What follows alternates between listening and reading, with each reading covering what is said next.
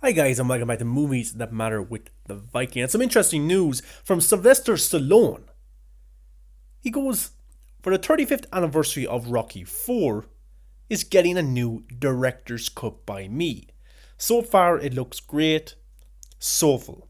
Thank you MGM for this opportunity to entertain.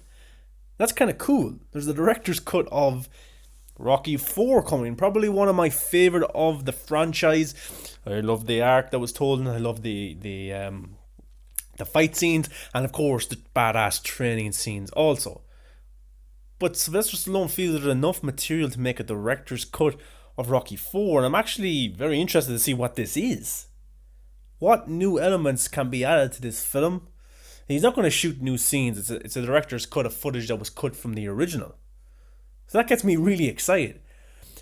Now, a few of Sylvester Stallone's films have gotten director's cut, and just recently, Rambo: Last Blood had the director's cut, which was actually way better than the theatrical cut. It added some more element to it, more kind of scenes with John Rambo, kind of dealing with the loneliness that he has now. And people were even kind of on Twitter or on Instagram talking about the robot with Sylvester Stallone more than the actual capacity of a director's cut. And Sly goes, in retrospect, the robot was not even in the original screenplay. It was an afterthought that I felt jeopardized the seriousness of the movie for the sake of a little shock value. It will not be in the new cut, that is for sure. I believe the robot is now preparing to be in the next Star Wars sequel.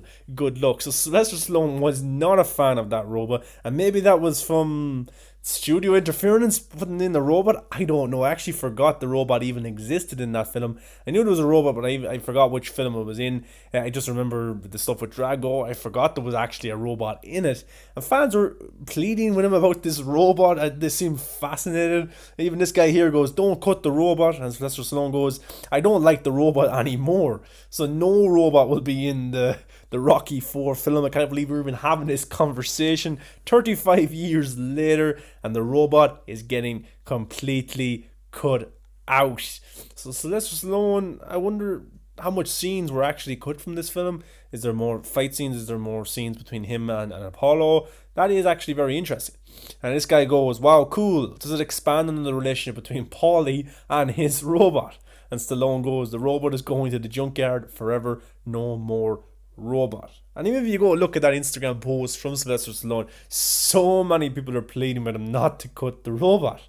So who would thought 35 years after Rocky 4 came out, the talk wouldn't be about Apollo Creed's death. It wouldn't be about the epic fight between Drago and Rocky. It wouldn't be about Rocky in Russia training and running up mountains of snow. No, it's about Paulie's robot. I just find that very funny. And I went back to look at some scenes from Rocky 4 of the robot, and yes, they're cheesy.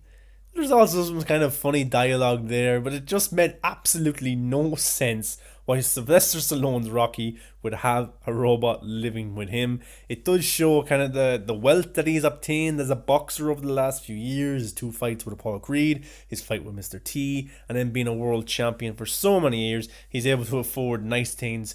But come on, Sly, just buy a car instead of a robot. And then we have look, to go back and watch the fight scenes, go back and watch the training scenes between these two. Absolutely outstanding. Two of them in incredible shape, and it is one of my favorite of the franchise for a reason. I love the arc at the start with Apollo Creed, and then Rocky kind of going on a revenge kind of scheme of redemption, not just for Apollo but for himself for not throwing the towel in. And then you have Drago, this absolute monster, this unstoppable force, this huge man that looks like it's come out of an experiment. And Rocky has to go up against all of the odds to come back out of retirement and fight Drago in Russia. You know, it's just kind of it's a cheesy movie, kind of, but it's a good entertaining movie and a good watch. So that kind of comes to the case of how much of Paulie will be in this film. He did have a lot of scenes with this robot, and the robot and him did have a fascinating relationship, but we're not going to get to see any more of that going forward. But I'm looking forward to this director's cut from Sylvester Stallone. Some new scenes, some new context maybe. The film might flow better. It might actually be a better film. It might feel like a different film, which would be interesting. We know what director's cuts can do. Look at Zack Snyder's Justice League on the way. And I want to talk about that also. With the announcement of Zack Snyder's Justice League, has this brought these kind of possibilities into reality? Has MGM seen that the hype and the money that's there for the Schneider Cut being released, that if they do this with some of their old properties, like successful ones like the Rocky franchise or whatever else they have, are they able to make a buck? And especially in a time now where COVID is putting a stop to a lot of new productions and filming going on, and maybe studios are looking more towards the director cuts of films, extended cuts, things like that. Even maybe the Schumacher cut might get announced because of all this COVID. So it begs differ. Has the Schneider Cut movement changed the reality of movie making? Has it changed the reality of directors' visions? Is it making studios second think, fucking with a director's vision? Now, do I think this is solely happening because Zack Snyder's Justice League got announced and that's happening? No. But I do think it had a part to play.